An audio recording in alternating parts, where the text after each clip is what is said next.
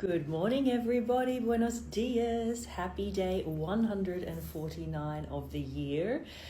Sending you a beautiful good morning from Cape Town in South Africa. It is a beautiful day outside. It's a little cloudy, but the sun is shining and the light here is just incredible. I watched the sunrise over the mountains this morning and the color palette was just incredible. It was such a beautiful way to start the day.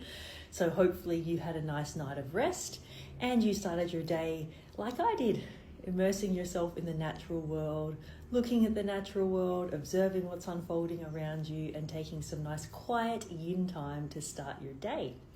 As I said, we're on day 149 of the year, and according to 365 Tao by Deng Ming Tao, our word for today is pivoting. So grab your book, grab your journal and something to write with. Find that nice quiet and comfy place where you're not going to be disturbed for the next 15 minutes or so while we read together, remembering that 15 minutes is just 1% of your day. So find that quiet and comfy place. Get ready to carve out this little 1% of your day while we read together. And let's begin on day 149 of the year on the subject of pivoting. Some days you and I go mad. Our bellies get stuffed full. Hearts break, minds snap. We can't go on the old way, so we change. Our lives pivot. That's really resonating with me right now. I'm going to reread that last sentence. We can't go on the old way, so we change. Our lives pivot. Take a moment to see if that resonates with you as well. Forming a mysterious geometry. Life revolves. You cannot go back 1 minute or 1 day. In light of this, there is no use marking time in any one position. Life will continue without you. You will pass by, leaving you hopelessly out of step with events. That's why you must engage life and maintain your pace. Don't look back and don't step back. Each time you make a decision, move forward. If your last step gained you a certain amount of territory, then make sure that your next step will capitalize upon it. Don't relinquish your position until you are sure that you have something equal or better in your grasp. But how do we develop timing for this process? It has to be intuitive. On certain days, we come to our limits and our tolerance for a situation ends. When that happens, change without the interference of concepts, guilt, timidity, or hesitancy. Those are the points when our entire lives pivot and turn towards new phases. And it is right that we take advantage of them.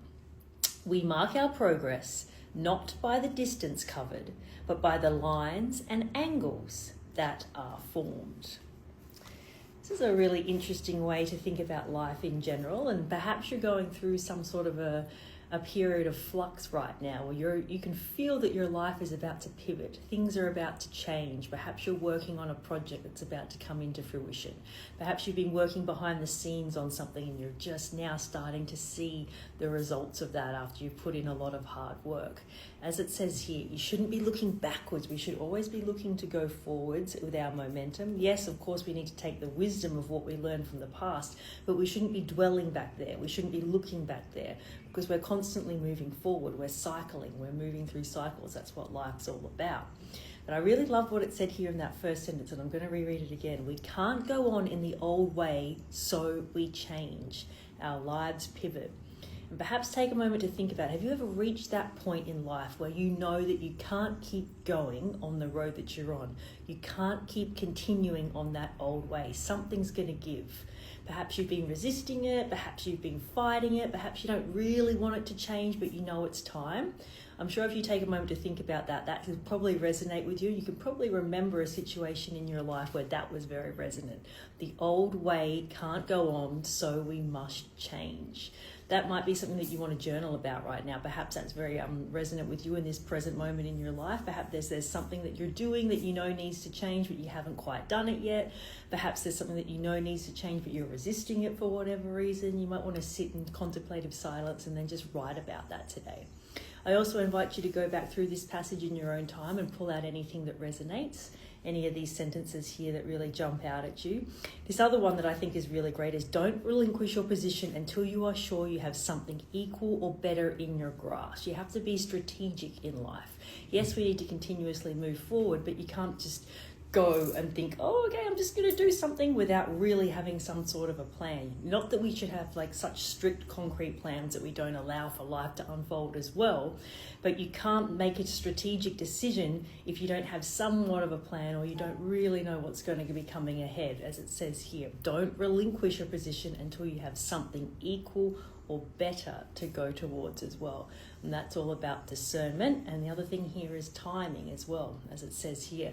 You know you can't go on, but you have to change and pivot, but you also have to know when the right time to do that is.